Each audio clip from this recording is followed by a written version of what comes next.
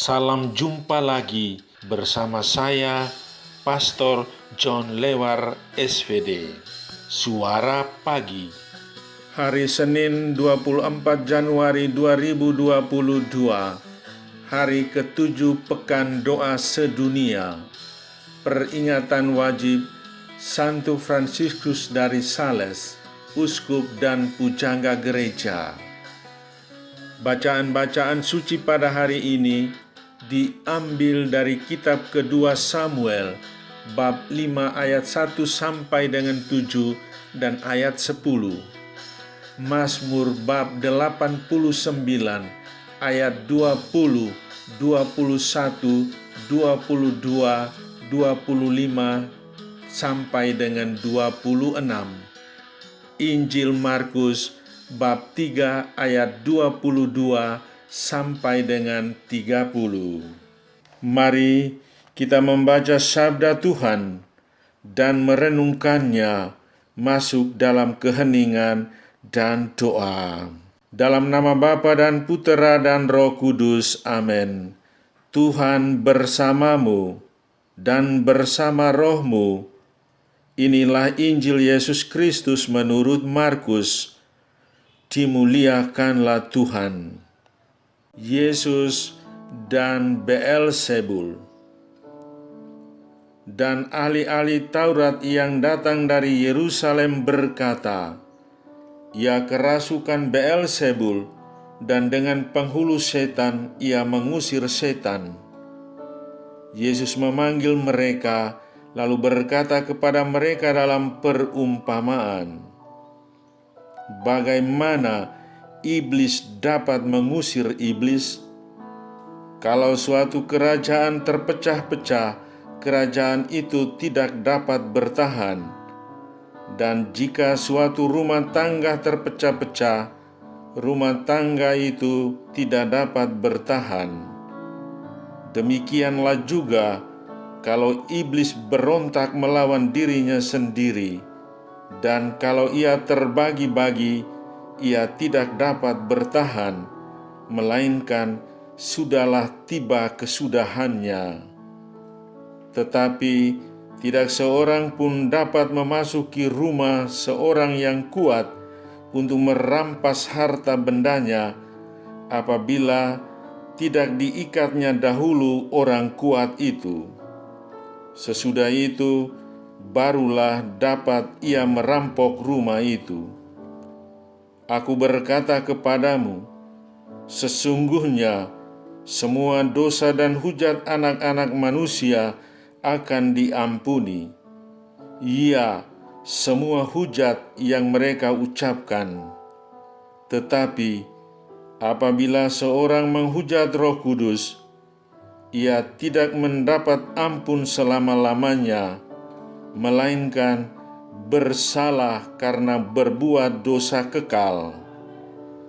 Ia berkata demikian karena mereka katakan bahwa ia kerasukan roh jahat. Demikianlah sabda Tuhan. Terpujilah Kristus.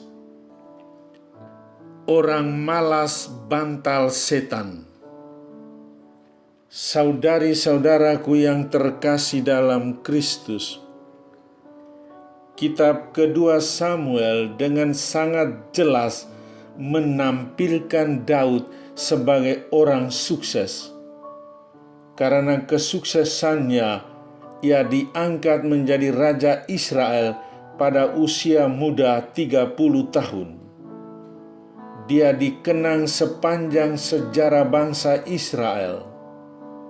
Kesuksesan dan kehebatan Daud tentu saja bukan karena hanya prestasinya, melainkan Tuhan semesta alam menyertainya.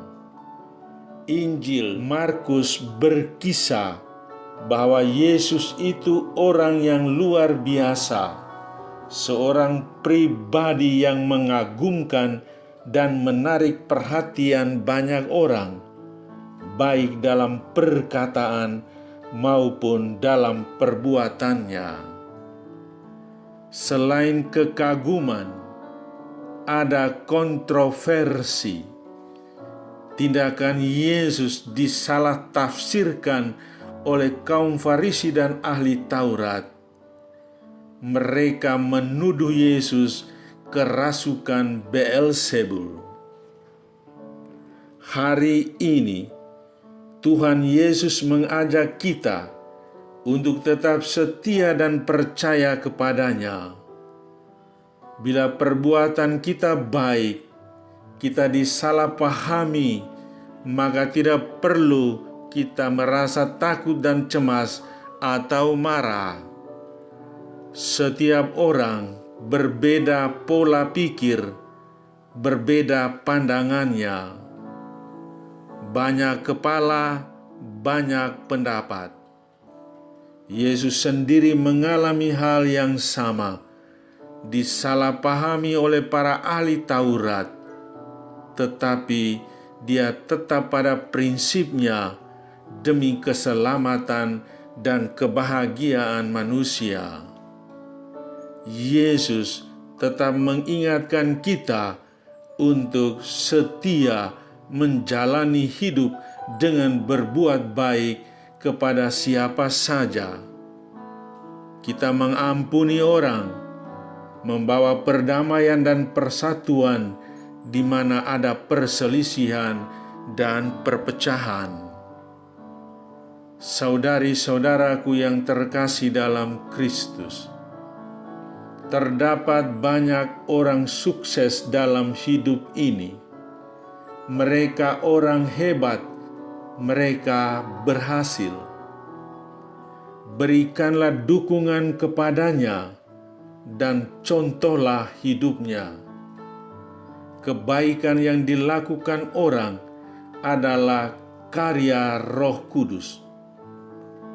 Orang yang jarang atau tidak pernah memuji kesuksesan orang lain, berarti dirinya dihuni oleh roh-roh jahat. Lebih parah lagi, jika melecehkan kebaikan dan prestasi orang lain, berarti ia adalah kerabat kentalnya setan. Belajar untuk mengakui kelebihan dan kesuksesan orang lain. Ibunda Santo Arnoldus Jansen, Anna Katarina, pernah menasihati anak-anaknya, orang malas bantal setan.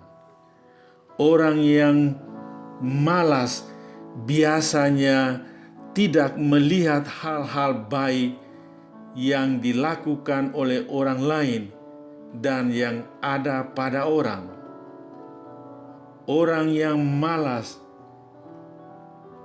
tidak berjuang untuk menata hidup ini menjadi lebih berarti, tetapi hanya sibuk menilai buruk tentang orang lain. Orang malas tidak mengakui kehebatan dan kelebihan sesama. Saudara, hening sejenak. Hadirkan kembali satu pengalaman atau perbuatan baik atau prestasi yang dicapai orang lain. Berilah pujian secara tulus atas semua yang telah dicapainya. Betapa legahnya hatimu bisa memberikan pujian. Marilah berdoa. Ya Tuhan, semoga aku lebih memuji daripada dipuji orang. Berikanlah aku berkat-Mu agar lebih tulus mengakui prestasi dan keberhasilan orang lain. Amin. Sahabatku yang terkasih, selamat hari Senin. Salam doa dan berkat-Ku untukmu dan keluarga di mana saja berada. Bapa dan Putera dan Roh Kudus. Amin.